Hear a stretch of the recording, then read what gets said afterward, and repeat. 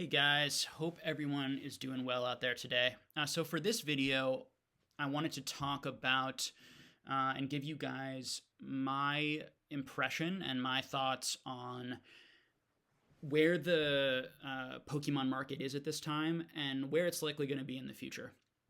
And I want to break that down into two categories for you all. I want to give you guys reasons why I think the Pokemon market may continue to go up and continue to grow, and we might even continue to see this exponential growth. These huge price spikes that we've been seeing, in the future.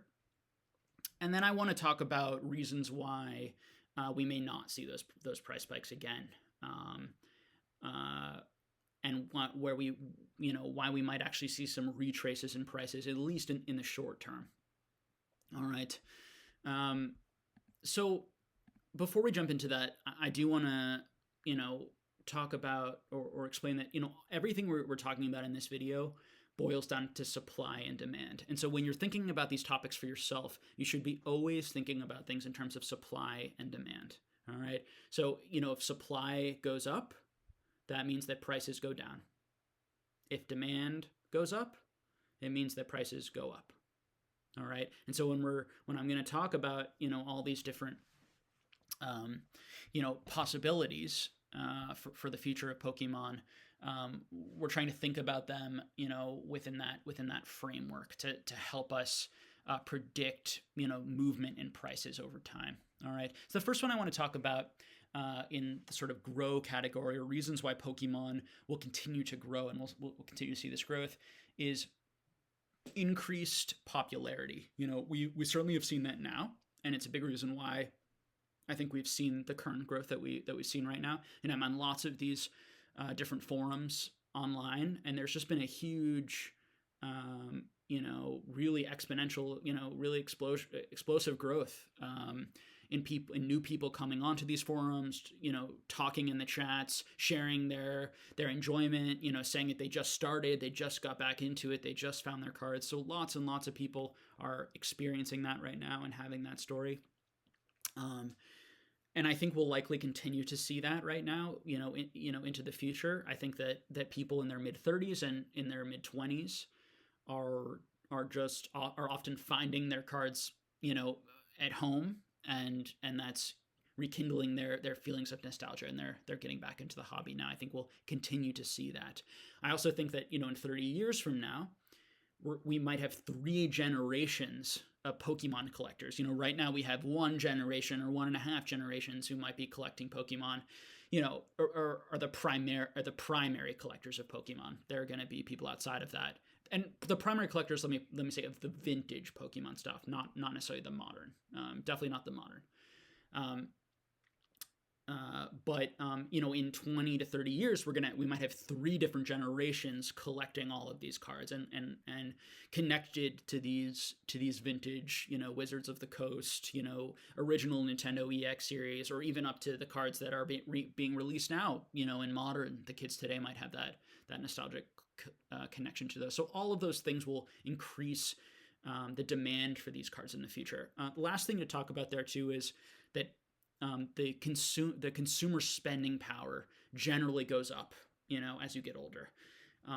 And so each individual will also represent more demand, because as an individual, if I have a lot more money, or if I have enough money to meet my collection goals, I'm going to be buying a lot more, which will place a lot more demand on the market. So you don't even necessarily need more people. You just need those people who are very engaged and wanting to buy to have more money available to spend. And I think that will likely happen too into the future.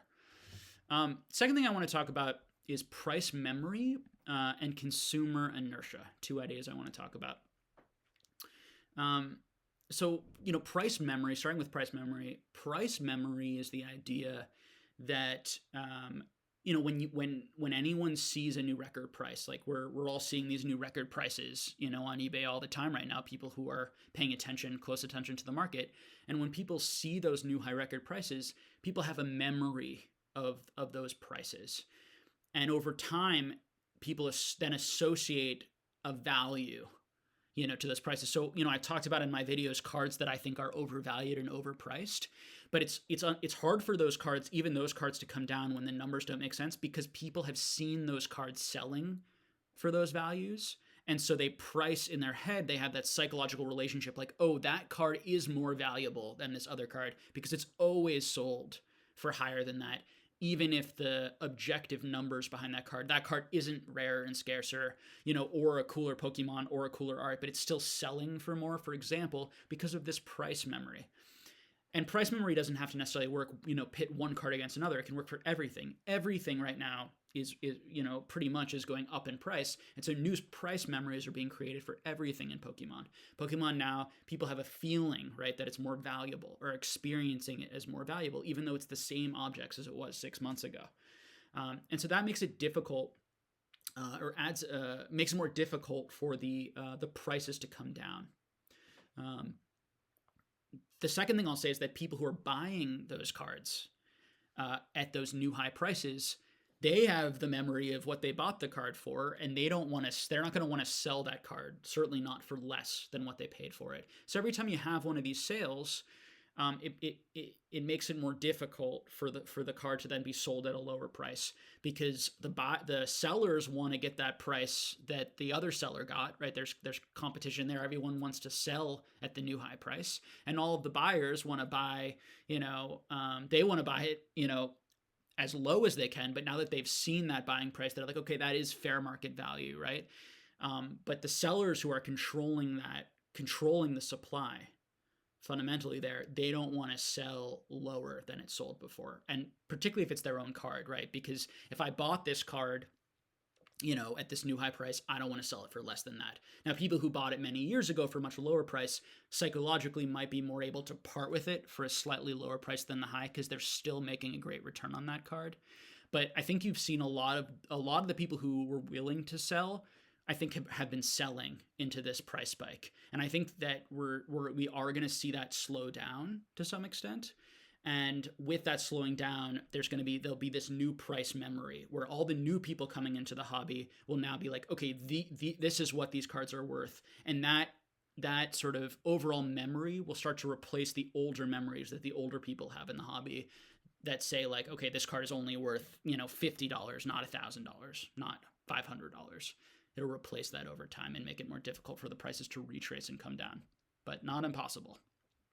And prices do retrace and go up and down despite that.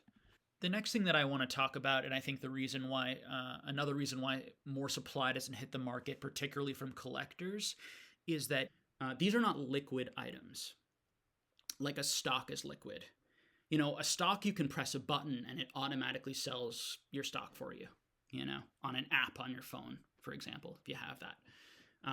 These cards, you have to know what they're worth. You have to figure that out for yourself. You have to do research. Then you have to list the card for a fair amount. Then you have to find a buyer for that card.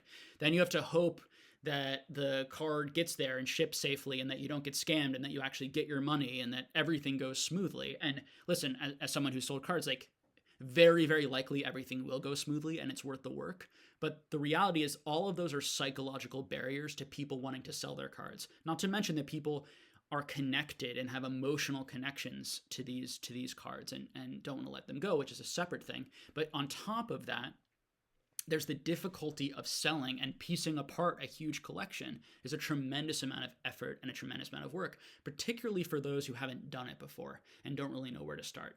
So for people who haven't sold before, I think this is even more of an issue and more of a reason why it's going to take a huge price surges to push those people to sell their cards, to do that, to take that risk or do that work to list and ship and go through that whole process. So all of those things affect, so that, for example, affects supply. There's going to be less supply because of that difficulty versus stocks. Last thing I want to talk about in the growth category is the idea that these are finite items.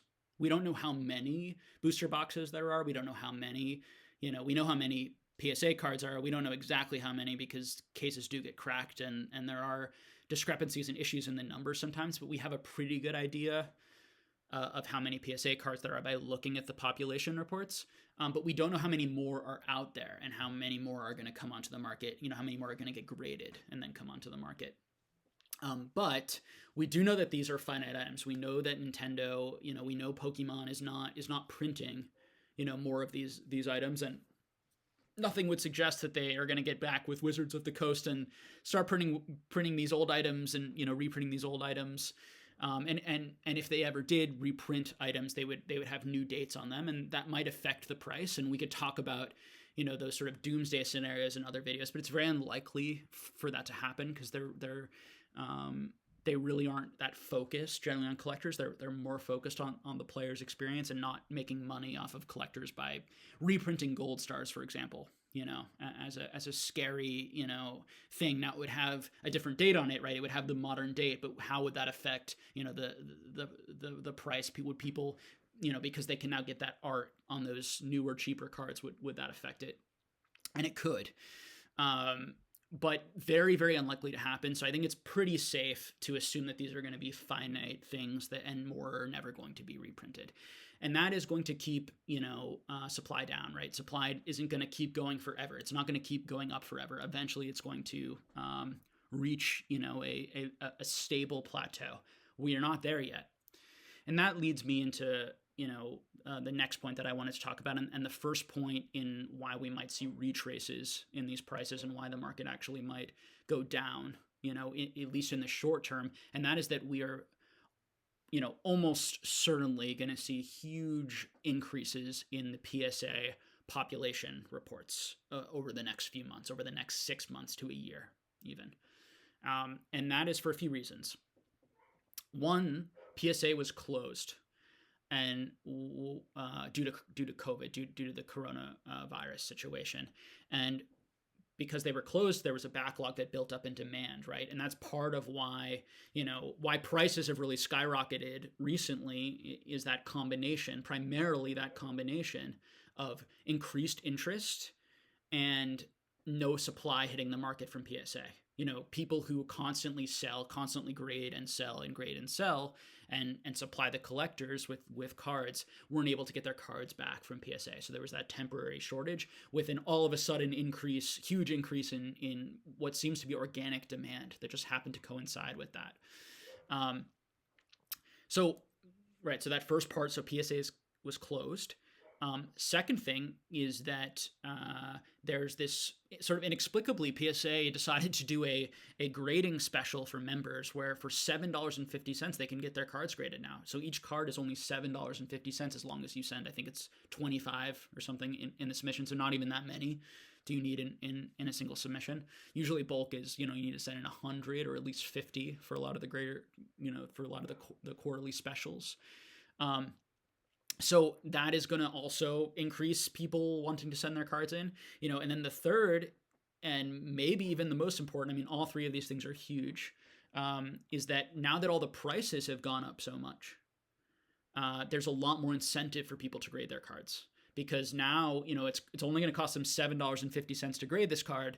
And so before grading this PSA 9, PSA 8 first edition WotC Holo wasn't going to make me more money. I could actually sell it raw and probably get the same amount of money, or slightly less for much less effort, much less work, and less risk.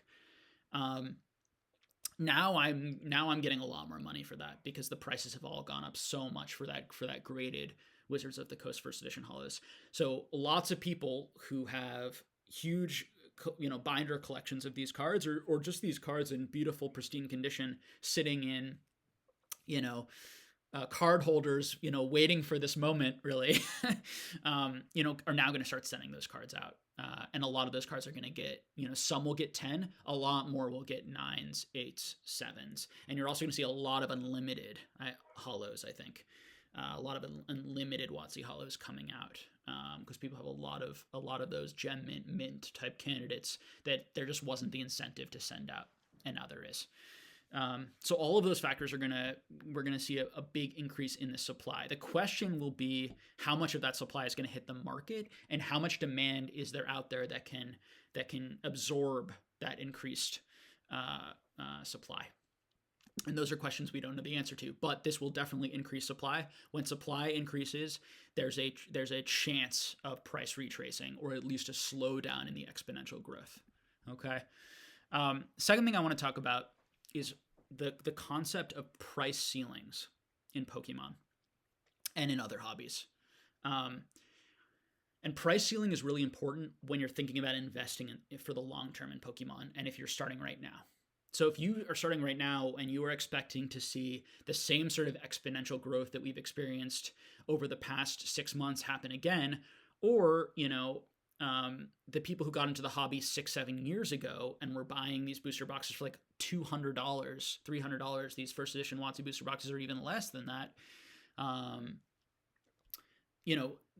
Those people have seen such huge exponential gains. If you're expecting to see those exponential gains again into the future, it's much more difficult as the prices go up because of price ceilings. And the idea of price ceilings, I talk about it two ways. One, there's a psychological barrier that people have at certain numbers, like things getting over $1,000 or over $100 or over $10,000 is difficult psychologically, and once it breaks that, then it can continue to really move up. But it has to continue to break those price ceilings, which takes a lot of momentum and a lot of like belief in the cards and excitement and fear of missing out and other things to kind of push that price through those barriers, where people feel safe. And that, oh yes, that card is valued. It really is a 10,000 plus card. It really is a $100,000 plus card on the really high end. So those sorts of barriers that you're going to see.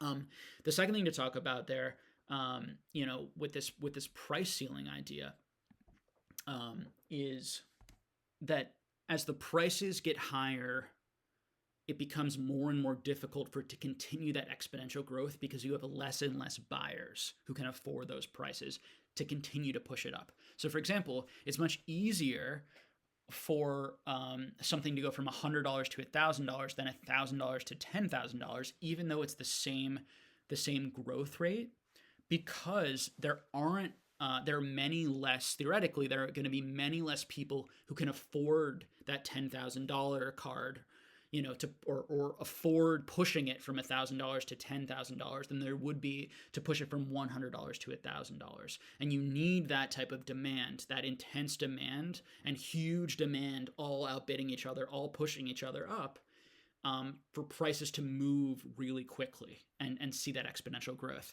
And it's just harder and harder to do that as prices go up. So for example, I used that idea to outperform the market over the past year because instead of buying first edition base, which I said to myself, not that first edition base is undervalued, it's a historic, important, incredibly important, the most important, right, English set to the hobby, and people my age have it's the first things we open. We have such a nostalgia and connection to those cards, but those cards were going for so much that my theory was these cards are not going to be able to see, at least in the short term, the same type of exponential growth as cards that are going for $50 and $100, right? For a $40,000 Charizard to get to $200,000 to see a 5 times growth, you have to have lots of buyers being willing to pay 40, 50, 60, 70, 80, 90, 100, 120, to keep pushing that up. And my theory was because so many people are young in the hobby and just are not going to have that much money, but really want to get engaged and involved. You're going to see those $100 cards, those $50 cards. Those are the target cards. As long as they're still really historic, like their first edition PSA 9 holos or PSA 10 holos in these, Jungle Fossil, Team Rocket, Neo sets, Gym Challenge, Gym Heroes. Those were, sets I really went after when I first started. Expedition, Aquapolis, Skyridge, these sorts of things. And some of the, definitely some of that, early Nintendo era, Gold Stars and the EXs from those boxes, and even some of the regular holos from those boxes, which are still very cheap and affordable, in PSA 10 and hard to come by. That those cards had much more room, were one, they had a lot more room to grow. They also had less risk of going down. But, to this point, I saw how all of the new people coming into the hobby were going to be able to afford those cards, and that was going to dramatically push those cards up in price over the next few years.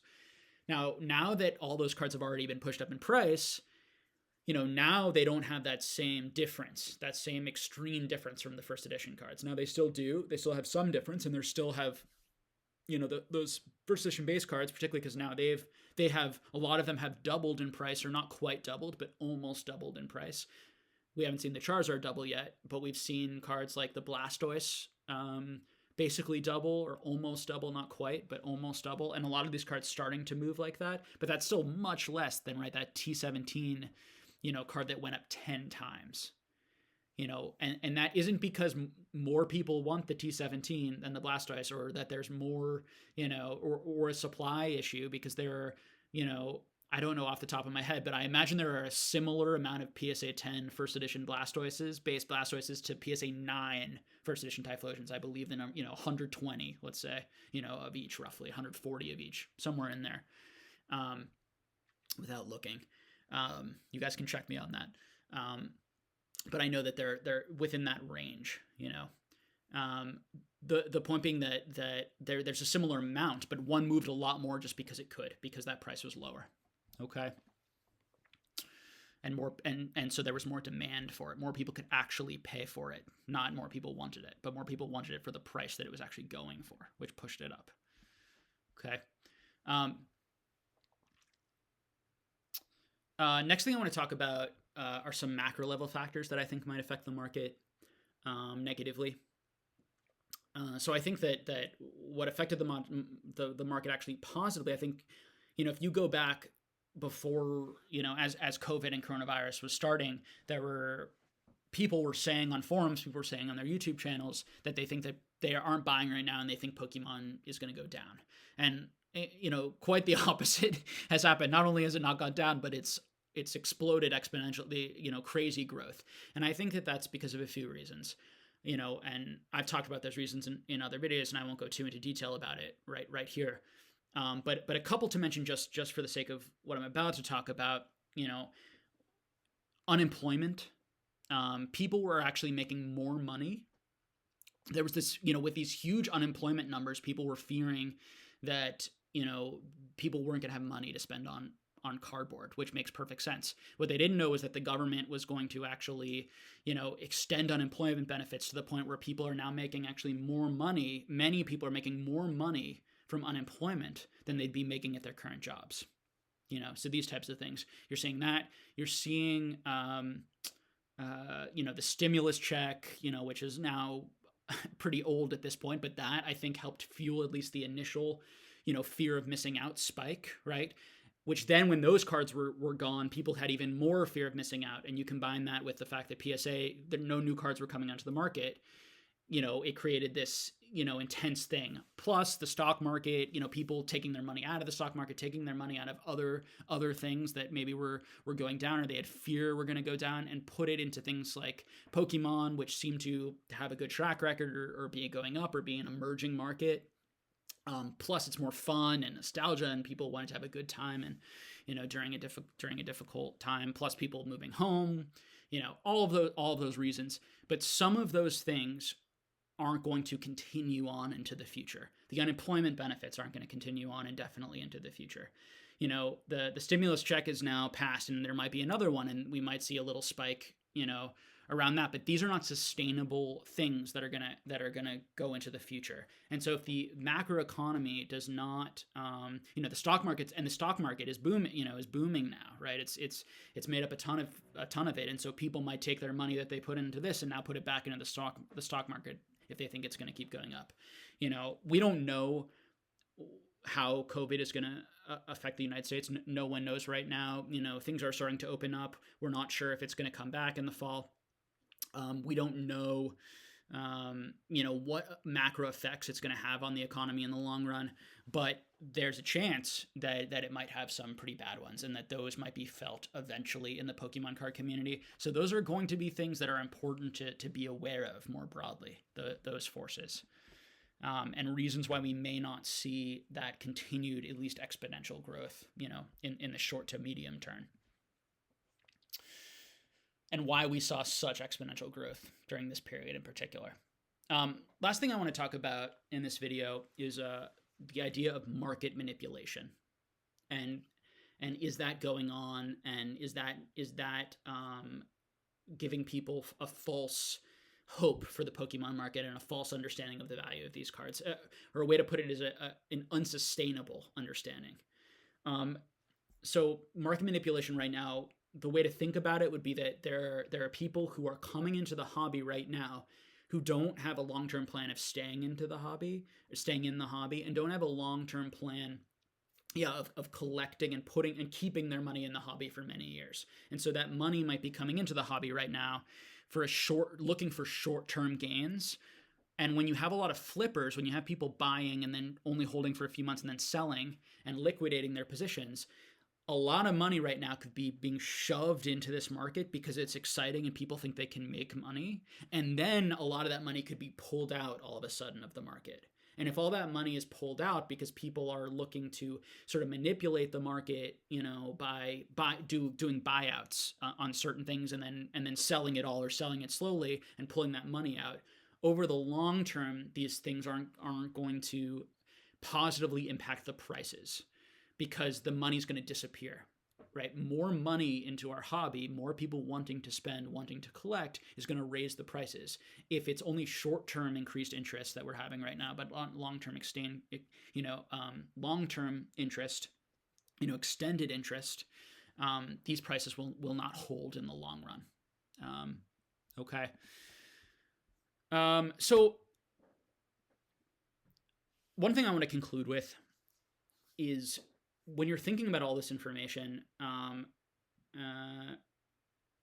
for me personally, when I take in all this information, it's a bit difficult to predict what exactly is going to happen. I think, I have, sort of good, sort of common sense, a fairly good grasp. I feel like I've predicted things pretty well so far and made pretty good choices. I did feel and see that spike coming when PSA closed, for example.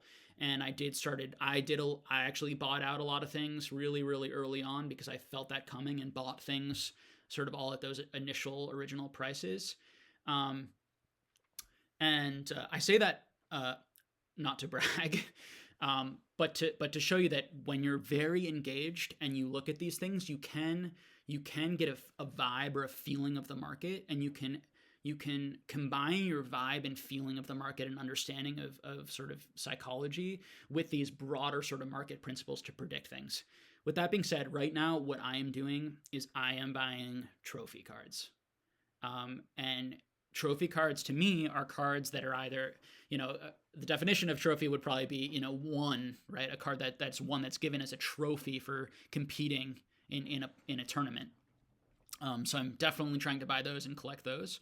A lot of those are pretty high end, but not all of them. There are World's Promo, Championship Festival.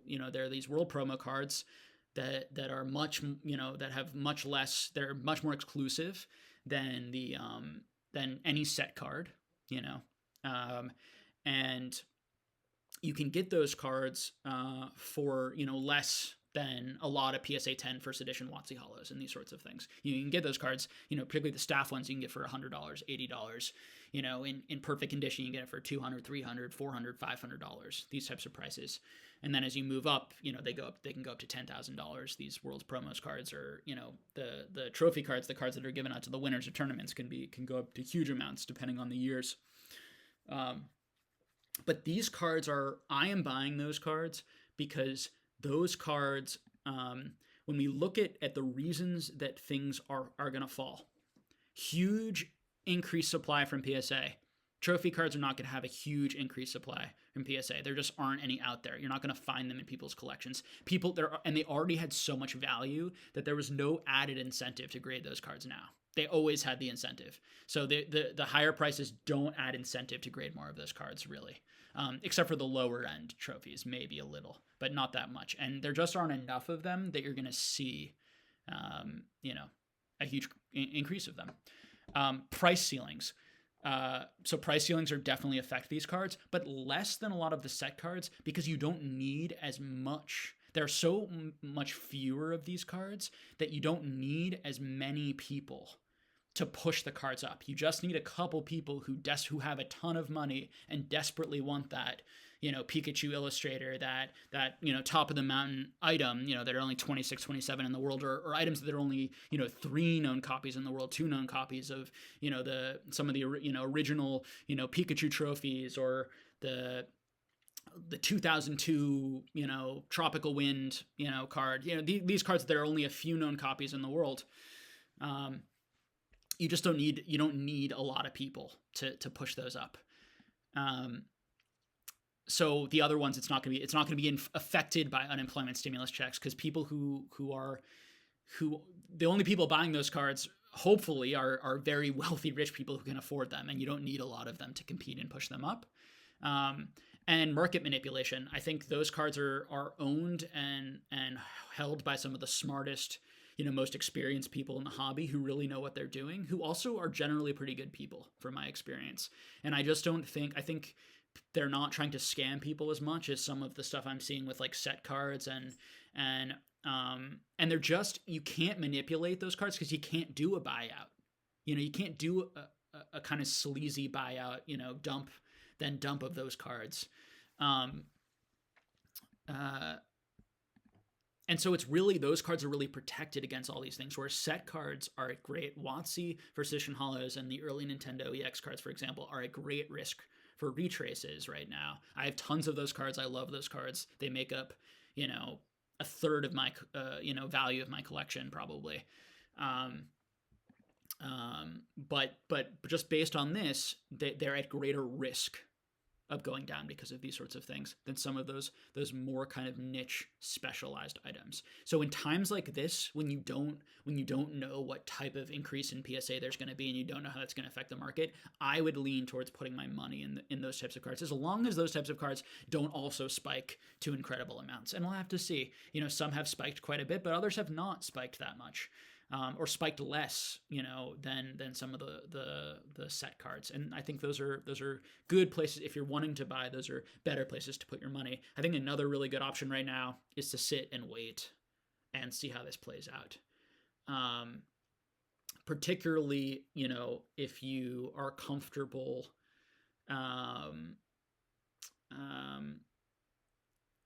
with PSA 9, PSA 8, and you don't need that PSA 10. Is it possible that in the next couple of years, like almost all those PSA 10 first edition WotC Hollows disappear into collections? And are people going to start getting used to PSA 7s, PSA 6s as actually like valuable, cool commodities? That's my hope for the hobby. That means the hobby is doing really well and it's been really successful. And I think that could happen with the increased growth. We have been long spoiled in this hobby, with thinking, and going back to that memory piece and psychological piece. We've been long spoiled in this hobby with thinking that PSA 10s and PSA 9s are good, and anything below that isn't good. When other hobbies, PSA 8 is the best card of that card that exists in the world, or the best copy of that thing that exists in the world, or of the equivalence in a non-PSA, grading standard. So hope you guys enjoyed the video and got some useful stuff from it. And I will continue talking to you guys about these topics, and I look forward to hearing from you all in the comments. I think we're sort of steadily getting closer to that 500 subs. So I just want to remind you, once we get to that 500 subs, I'm going to be looking through questions in this video and a couple of the previous videos, and I'm going to be compiling a list, and I'm going to try and answer as many of those questions as I possibly can in a video format for you. And I'll try to be, as transparent and honest with you guys as possible. All right. So stay tuned, and thanks for watching.